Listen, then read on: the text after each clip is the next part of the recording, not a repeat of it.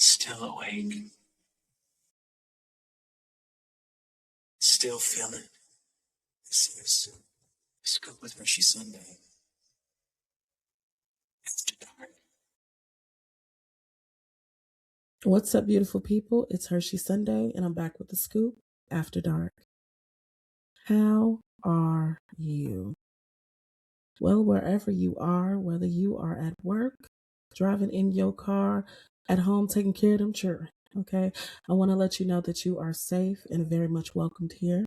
Okay, this is a safe space, and I am so glad that you came. Well, we are in week 3 of February, okay? Claps for that, okay? We have made it another week. How are you doing? How are you really doing? How's everything? How you been? Where you going? How's your mama? I got a lot of positive feedback from episode 2, okay? Some of y'all clutched y'all pearls, and I'm trying to figure out why, because honey, I am a girl from around the way, okay? I thought it was sweet. And a lot of you gave a lot of good feedback. We had a lot of good conversation. I want to thank you for that. And just a gentle reminder, if you have not joined the Still Awake crew, be sure to go ahead and email me. Let me make sure I put it on the screen so you can see that. There we go. Y'all, I'm learning technology. Ain't that beautiful? Okay. Go ahead and email the scoophs@gmail.com with the hashtag still awake. We can have our discussions. But yeah, I want to thank you guys for the feedback. I am super excited to, hit you guys up and have a little, kitchen table talk. Some conversations you just can't have on air. You know what I'm saying? Sometimes you just gotta, you know what I mean? You gotta be grown, real grown off air. So if you want to be a part of that, feel free. I am looking forward to having you. This episode is about, okay, I preface this by saying now, February has been all about love and Black History Month, okay? This week we are talking about friendships, okay? Honey, love, but make it platonic. Okay, that's the title of this episode. And I am so excited to talk about it because I have had wonderful experiences with my chosen family, aka my friends. But before we get into that, we are going to get into our Black History moment, okay? I saw this online. Actually, Anthony Hamilton posted it on his IG, and I thought it was pretty dope. It says that this amazing 17-year-old young lady, and she was 17 at the time, she's, I believe, 21 now. Her name is Deja Taylor. Deja Taylor invented stitches that change color when a wound becomes infected, okay, helping detect infections early, especially in underserved communities. So I'm going to tootsie roll on over to the Wikipedia. It says here that Deja Taylor was born here in Chi-Town. Okay. I go up for anybody Chicago. I'm sorry. It's the, Cook County Chicago girl in me. What can I say? Northwest Indiana too. I'm going to show y'all love as well.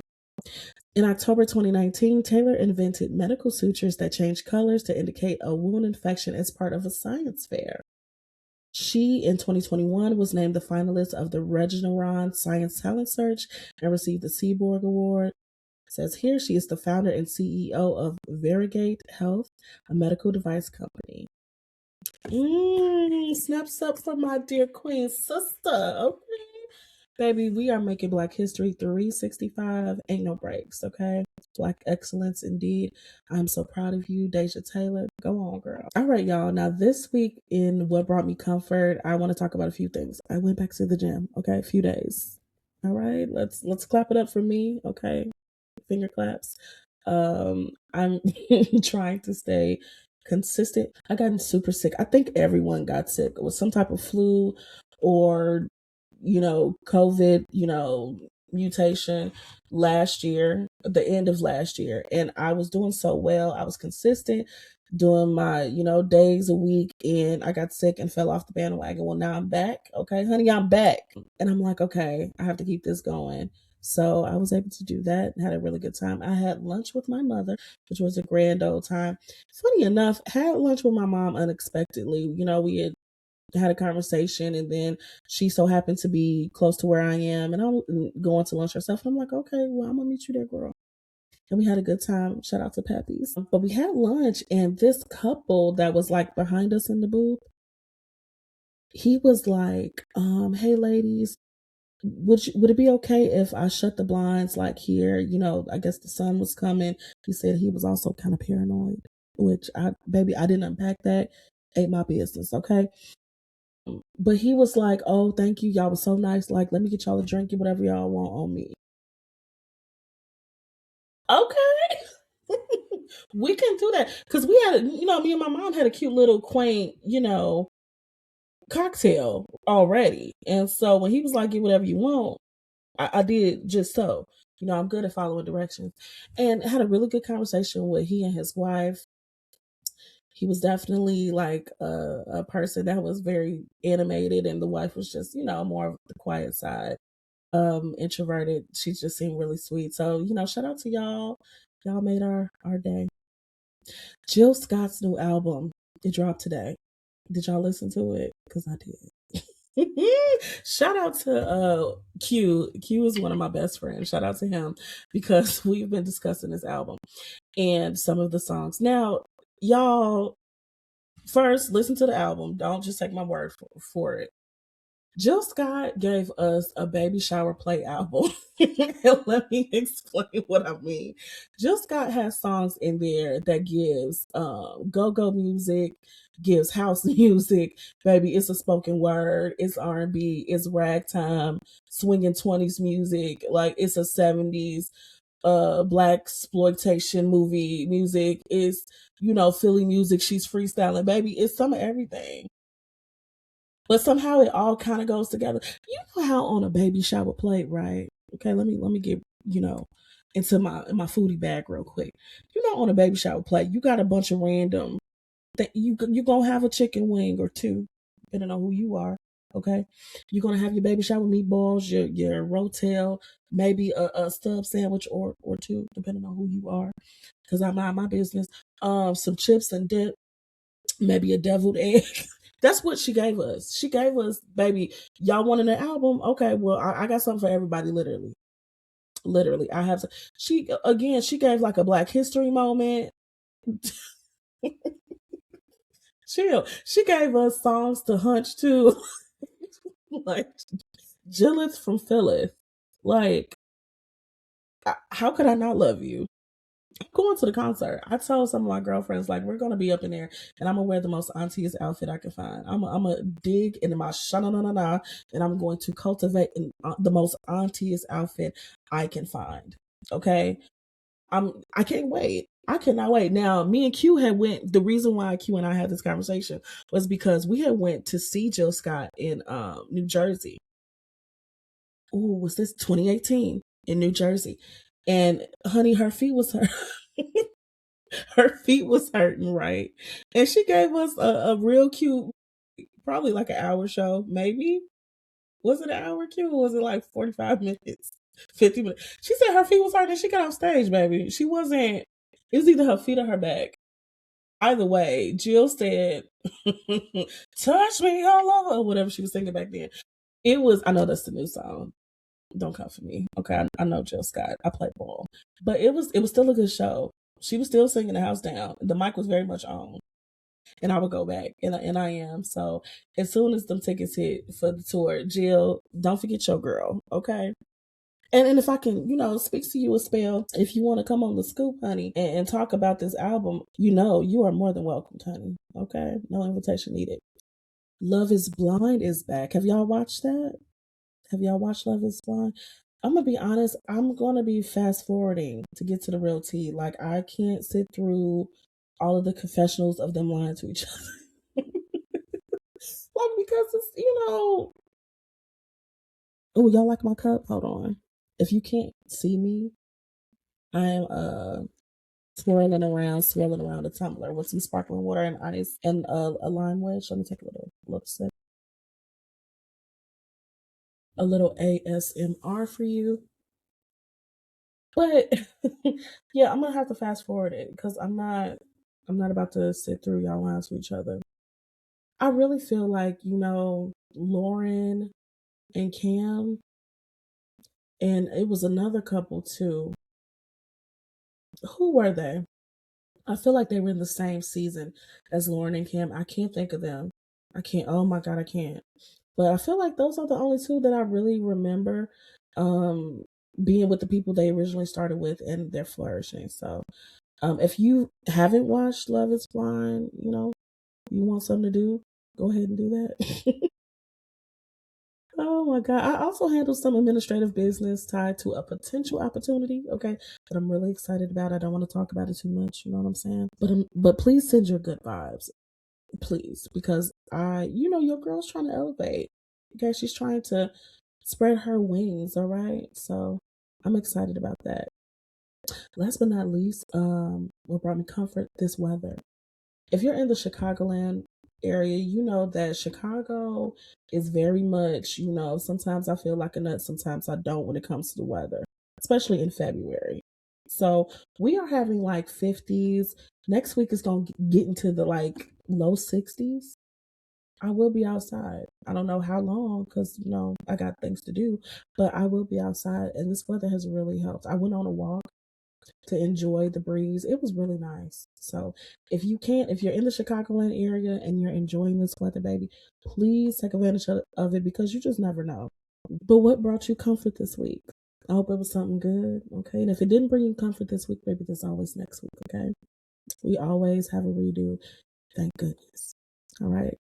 So tonight's reflection, I have named it the fairy tale director's cut because we're going to talk about how we grow up believing romance is the main love story. But really, the friendships, in my opinion, are the main love story. Okay. The friendships get the real good behind the scene footage. Okay. The director's cut. There's an intimacy in a platonic love that's different from romance. I feel like if you grew up in a certain time frame, right?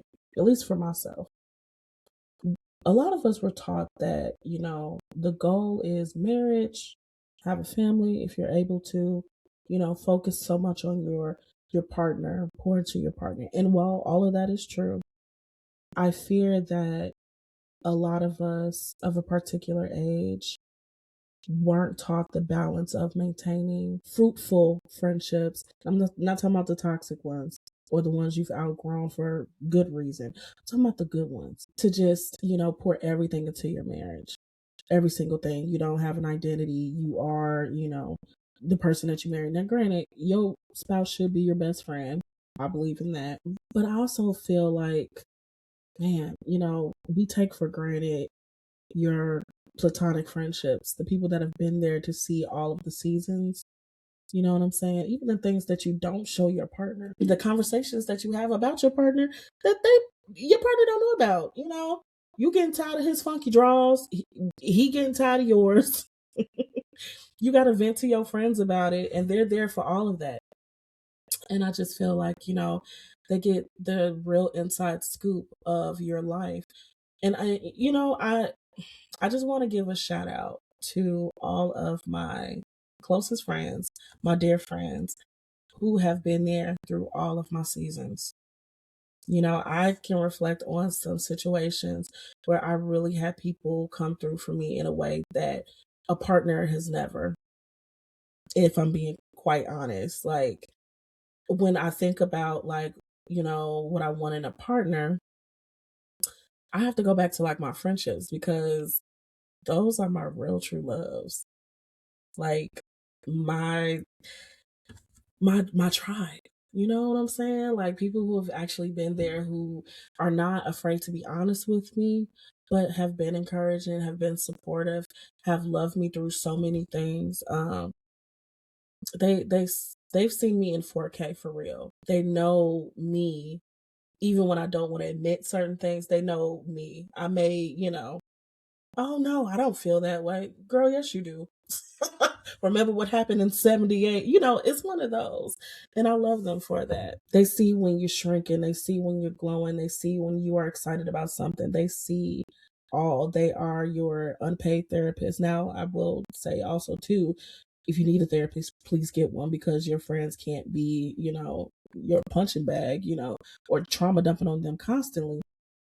But a lot of them, have gotten, at least for myself, have gotten me through so much hell and high water. Okay. I can think about a specific time now. I'm a divorcee. I've been divorced now 8 years. And it wasn't the romance that carried me through life.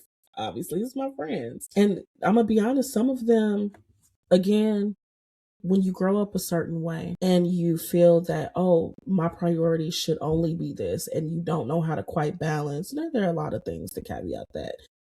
I was young. I moved away from home, very little money to travel back and forth to maintain certain, just showing up for people, being there at certain events, and then just under the impression of this is what I need to focus on and pour so much into and worry about what's in the surrounding area instead of like, what about the people who then held you down before all of this? And I had some friends be very honest with me about how they felt abandoned when I got married. They felt abandoned. They felt like, dang, like what happened? Like where you don't come around, you don't call, you don't, and I felt terrible because I was so in my own world at that point for different reasons. I was so engulfed in what was going on and, to be quite honest, what was going wrong, that I didn't take the time to be like, maybe I need to just reach out to the people that have grounded me, you know, from the very beginning. And then, I made my apologies. You have to be accountable to um, how people have felt. Like I say to a lot of people, like everyone has been a villain in someone's storybook. Not saying that I was a villain, but that really wasn't a moment that I felt proud of, a time period that I felt proud of. I had to learn balance. And I think when you're young, when you're raised a certain way, to only prioritize romantic relationships after you get married, and I'm not talking about necessarily boyfriend and girlfriend, I'm talking about like, um, a committed, married relationship, it gets rough. But, through it all, when I came back home, they held me down. Okay. They didn't withhold the love from me. They laughed with me, cried with me, welcomed me back, loved on me, helped me rebuild, helped me stay afloat. I have friends that I have cried. I mean, cried to, um, boo-hooed, okay, to, um, and they just held me. You know what I'm saying? Stayed up with me when I couldn't sleep, listened to me and my all of my feelings, and you know um I appreciate that. I appreciate that. And to me, that's the your friendships are the fairy tale too. That's the fairy tale. That's the happily ever after. That is, you know the love story that I think doesn't get as much support or spotlight as they should, but it is. I got some friends that I've been friends with since I was 6 years old. And even though life has, gotten a lot of us, we trying to scratching and surviving. Okay, we trying to make it shake in America. We know how hard that is. It's like, ain't nothing changed. You get with me. I have a homegirl has been my homegirl since I was 6. And when we see each other, it's like nothing has changed. It's like we're those two 6-year-olds. Like still talking, still yapping. And I love that. I have people who I've grown up with and have seen so many versions of them. And they've seen different versions of me. And I'm proud of them. And I have some remarkable friends. I'm about to boohoo cry because I've got friends that are business owners. I've got friends who have, during the pandemic, went to college, gotten 2 degrees, okay, maintained a household, maintained a full-time job. Again, carrying life, got it done. I've got friends in different parts of different industries that have been flourishing. You know what I'm saying? Creatively. I've got friends that are so creative. They're writers, they're producers, they make music, they are chefs. They curate experiences. They are in the medical field saving lives. I've got friends who are mothers and caretakers, teachers. Like, I've got people who literally make the world go round, and they love me enough to be my friend. And I am so grateful, because without them, oh my God, it's a lot of things I wouldn't have been able to really get through. I'm sorry I'm getting all teary, but I love them. Okay. Love y'all deep. Again, the director's cut. As you see, I'm over here boohoo crying.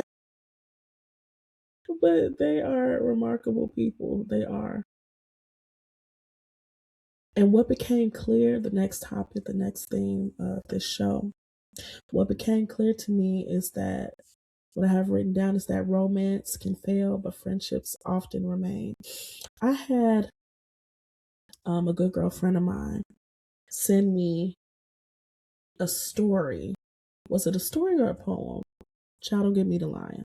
But it was basically to the effect of, don't forget your girlfriends. And it was, obviously guy friends too, but the title was Don't Forget Your Girlfriends.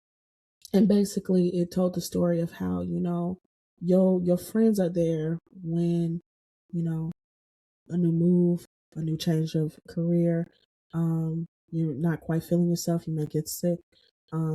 Marriages happen, marriages don't happen, marriages fall apart, new relationships. Like, don't forget your friends in the midst of all of it. And, I love that. And as a woman on the other side of that being divorced, like, I can see how that could change things, and how important now, as also an adult woman, a lot more grown than what I was when I was married. Like, yeah, you don't forget those. You don't forget those, and you should be with a partner that feels just as strongly about that, because sometimes you get with a person and they expect you to drop all of your friends just to be with them without any type of balance, and that's not fair. You can't be with a person like that. You're not gonna be happy. You're not. Um, Platonic friendships, and I have written down too. Um, when you're in a romantic relationship, a lot of times it clouds your judgment. Okay, the fairy tale that we have been force fed for years clouds your judgment. I'm gonna get a little sip of sparkling water. LaCroix girl, if you want to sponsor me, go ahead. Okay. But it clouds your judgment. And also when you hunching somebody, it clouds your judgment. You ain't hunching your good girlfriend. Well, I mean, I'm not. But you're not hunching your platonic friends. So they, what you see is literally what you get. And marriage may change your life. That goes without saying. And I think I want to be clear that I don't want to say, like, oh, prioritize just your friendships, put them over your marriage, because I don't believe in that either. I do believe, like, okay, your priority does need to be to your family. That's fair. But I also feel like, it may change some things, but your friendships hold the history. You know what I'm saying? They hold the key to a lot of things that have been like, oh man, I thought I locked that away. No, no, no, child, we remember. We can recall, okay? Um, it's that. I'll tell you about an experience that I will never forget. I had a divorce party. Shout out to my people, okay, who threw me a divorce party. And first of all, the sisterhood that came together for that party, for said party, baby, it was almost worth the breakup. Like, you, everything was beautifully done. I had one homegirl, and you know who you are because you listening to this. Get in my dress, baby. Okay. And the poor thing, she's a slim thing, and I'm nice, round, and rotund. Baby, the dress done swallow her little self up, and she just rolled down the hill in this wedding dress. She done rolled down the hill in my wedding dress before we burned it. It was a whole thing, y'all. Oof, baby. You had to be there. Roll down the hill, honey. Rolling in the deep, if you will. Shout out to Adele in this wedding dress before we burned it. It's memories like that. Like, baby, A man could never. They really couldn't. And the whole experience, just being loved on, and that was just one instance. Many times would have went on like side missions, just tootsie rolling throughout the city. I got a girlfriend. We would start it off. Oh, we just gonna hop, and get on the boat, and and peruse. Baby, we ain't get back home to dang near 4 a.m. Okay, just tootsie rolling, having a time in the beautiful city of Chicago. She's my quest friend. Like whenever I go out with her, baby, she'll be like, bring some gym shoes, a stick of gum, and some electrical tape. You don't know what you're getting into, but you having a good time. What I'm trying to say is stick with your friends. I'm telling you. The loves of my lives. I truly do. And you know what? There's nothing wrong with making new friends. Now, no, no, no. This is my last little part on this. I understand that sometimes certain friendships can be toxic and leave a bad taste in your mouth. Trust me, I know. Okay? I know. I have been there. But sometimes you meet people and they come in your life for the new version of you, and they're here to enhance that new version of you. I've met people within the last 2 or 3 years that I'm like, we locked in, twin. Like we good. We are solid. And it's all love. You know what I mean? So it's okay to open yourself to that. There's nothing wrong with being wise, you know what I'm saying? And just taking things slow, but open yourself to new friendships too. It is absolutely okay. All right, beautiful people. We are going to tootsie roll on over to Ask Hershey. And the question of the evening is, how do you stop feeling behind in life? I'm just gonna be honest with you. I still feel behind because although I have lived a pretty, good life, I can't complain, and I've done the things. You go to school, get a good job, all those things. I'm in a season of my life where I'm pivoting, and it's those things that I had initial interest in that I'm doing now that I'm like, why didn't I do this before? Why didn't I do this 5 years ago? Why didn't I do this 10 years ago? I'm 30 something years old now. This would have been so much easier if I was 20 something years old. I do that a lot. And something my mother has told me throughout life, because, when I complain to her about it, or, we just yap, and she's like, Hershey, you have to not be so hard on yourself. And remember that the journey can be just as beautiful as the destination. It's all on how you look at it. The knowledge that you have now is different from what you had 10 years ago. Who you are is different from who you were 10 years ago. 10 years ago, you may not have had the confidence to do certain things. You may not have had the skill or the experience to speak on certain things. But now you do. Now you have something to bring to the table. Shout out to my mama. But I would say what could help you stop feeling so behind in life is remembering that comparison is the thief of joy. And everybody has their own journey that they have to take at their own time. There's nothing wrong with starting over. We pivot. As humans, we have to. We have to. Certain things work and certain things don't. And it's okay if it doesn't. It doesn't, make you a bad person. Don't listen to the "we told you so" peoples, because they will try to control what you do and all of that. Just do what works for you. As long as you got breath in your body, you can start over. You can catch up to what you want to do, not for other people, but for yourself. So start by not comparing yourself. And I'm saying that because I need to hear it too. And realizing that you can always start over and it's okay. A lot of people have hit their strides later in life because they just have the knowledge, the access, the gall to do so. Sometimes I think as women, we get our confidence the older we get. I don't know about y'all, but 30 something year old Hershey, I feel the most confident I've ever felt.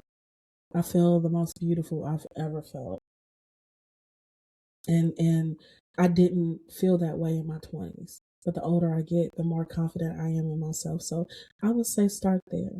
Don't compare yourself. Just do it. And any type of baby step you take is still a step forward. Write down your accomplishments. I don't care if it's, you want to start a business. Well, I did sign up for the business email. That's an accomplishment. That's something that you've done to, enhance what you're trying to do. Maybe you want to go back to school. Well, I registered. Now I'm buying books, or whatever it is you want to do. Let's start there. Now I have a question for you. And by you, I mean the audience. Who held you together when you were falling apart? Now, this is a rhetorical question, okay? I want you to ask yourself that. But if you do want to share it, don't forget, okay? You can always email us at thescoophs@gmail.com, the hashtag Ask Hershey, or, you want to talk about, hey, um, before we go question and you want to elaborate, I'm more than happy to listen. All right, Scoops, we have reached the end of our show, and you know what that means. It is time for me to read you a bedtime story. Okay? So get cozy, get relaxed, get your favorite beverage, either warm or hot. I'm taking another sip of water. Snuggle up, Buttercup. It's time for a story. This one I named The Annual. Every year, no matter what was happening in their lives, they came back. It started in middle school, back when the biggest drama was who liked who and whether somebody's mama was going to order pizza or make spaghetti for the sleepover. They didn't know it then, but they were building something sacred. The first year, they took a Polaroid. 4 girls sitting cross-legged on a carpet that smelled faintly like pink lotion and incense. One of them blinked. One of them was mid-laugh. One of them had just cut her bangs too short. They slid that photo into a plastic sleeve in a purple photo album. Next year, somebody said, we're doing this again. And they did. High school came.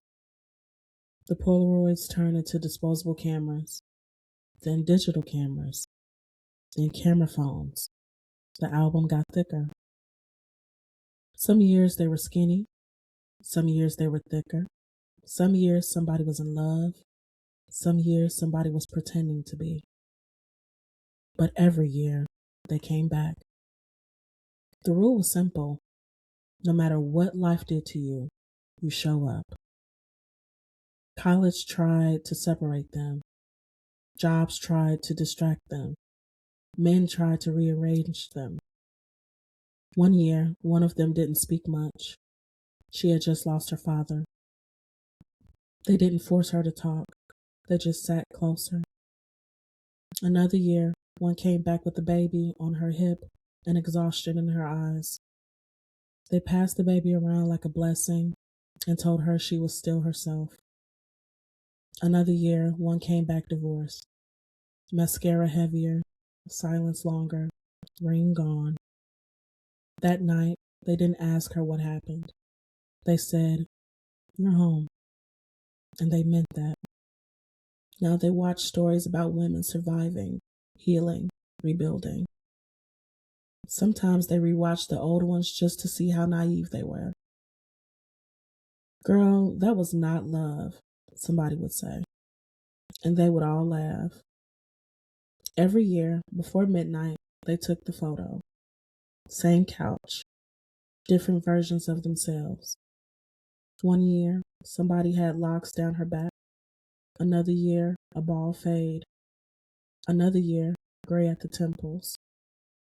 They stopped apologizing for the gray. They stopped apologizing for the weight.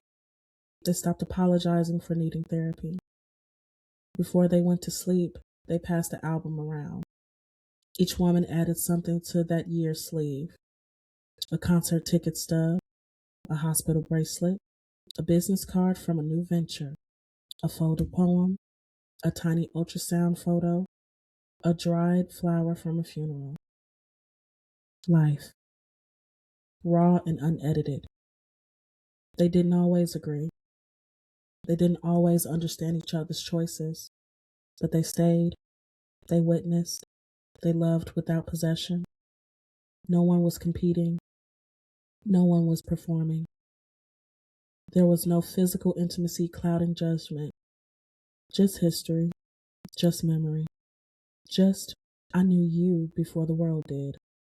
And every year, when they hugged goodbye, they said the same thing: see you next year. Because romantic love could rise and fall, careers could pivot, bodies could change. But this was their real fairy tale. Not the one with the wedding, the one with the witnesses, the one with women who knew every version of you and loved you anyway. And somewhere in a purple album with worn corners, the proof sat quietly. Time passed. They didn't. If this story reminded you of your girlfriends or your day ones, your homies, your tribe, maybe it's been a while since y'all all got together in the same room. Maybe life got busy. Maybe marriage or motherhood, fatherhood, work, grief, growth.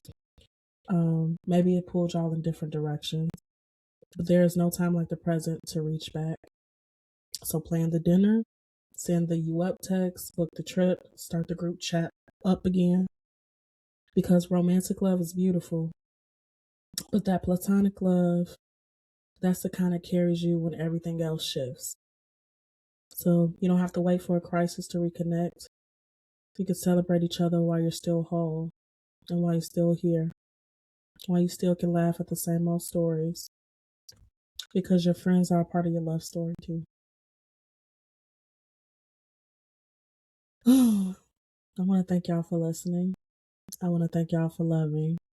And if you want a little bit more, if you want to talk about a few more things or some things I didn't get a chance to mention because I was yapping in my feels, don't forget to sign up for the Still Awake emails. Again, same email, the scoophs@gmail.com with the hashtag Still Awake. I'm going to have a little fun over there, okay? A little more kitchen table talk.